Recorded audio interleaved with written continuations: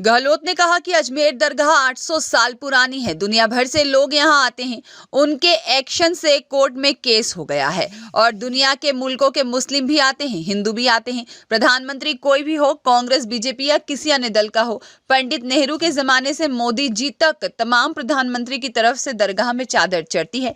दरगाह की इतनी अहमियत है, चादर चढ़ाने के अपने मायने होते हैं। आप चादर भी चढ़ा रहे हैं और आपकी पार्टी के लोग कोर्ट में केस भी कर रहे हैं, आप भ्रम पैदा कर रहे हैं, तो लोग क्या सोच रहे होंगे। गहलोत ने कहा, जहां अशांति है वहां विकास नहीं हो सकता, वहां विकास ठप हो जाता है। यह बात किसको करनी चाहिए? यह बातें मोदी जी और आरएसएस को करनी चाहिए।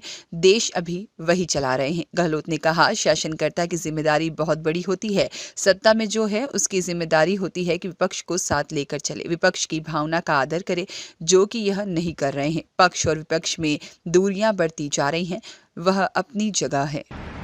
देखिए, वैसे तो जहाँ तक मुझे जानकारी है कि बाबरी मस्जिद जब गिरी थी तब शायद 15 अगस्त 1947 को लेके कानून पास किया कि जो धार्मिक स्थान है, चाहे किसी भी धर्म के हो, उन सब धार्मिक स्थानों को 15 अगस्त 47 तक जो बने हुए हैं उस पर कोई क्वेश्चन नहीं होना चाहिए, शांति स्थापित हो जाए। और शांति स्थापित हुई भी है, 30-35 साल हो गए।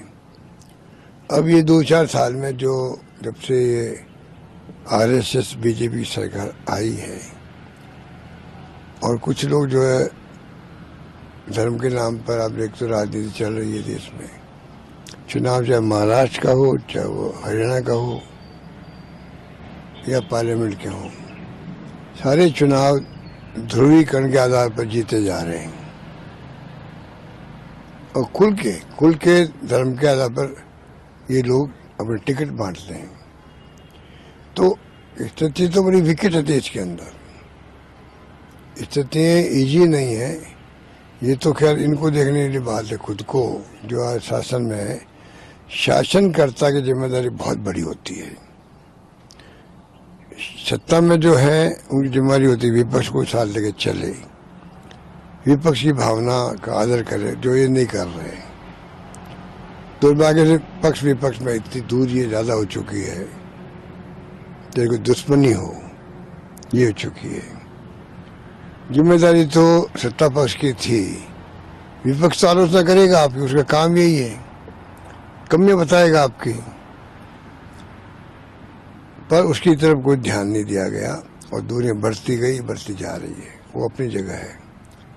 पर जब 15 अगस्त 47 के धार्मिक स्थलों को लेकर कानून पास हो गया पार्लियामेंट में, उसके बाद में बार बार मंदिर, दरगाह में क्या था, पहले क्या था, उसी में फंसे रहेंगे तो ज़्यादा महत्व रखता देश के अंदर इश्यू क्या है, महंगाई का है, बेरोजगारी का है, विकास का है, अर्थव्यवस्था का है, सामाजिक न्याय का है, सामाजिक व्यवस्थाओं का है।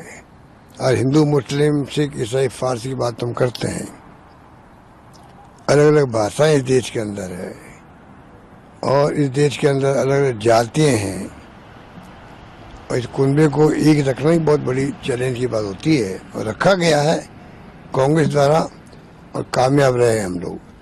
अब जो ये है, बजाय इन बातों में जाने के, जब आरएसएस कहता है सांस्कृतिक संगठन है, हिंदुओं की रक्षा करते हैं, सब जातियों के साथ लेके चलते हैं, तो हिंदू तो चाहे वो दलित वर्ग के हों, चाहे ओबीसी के हों, चाहे वो कोई कास्ट के हों, सब हिंदू है।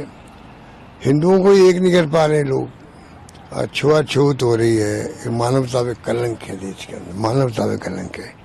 और आप कहते हो वो भी हिंदू है, ये भी हिंदू है, तो सबसे पहले काम आरएसएस को करना चाहिए कि जो छुआछूत देश के अंदर है,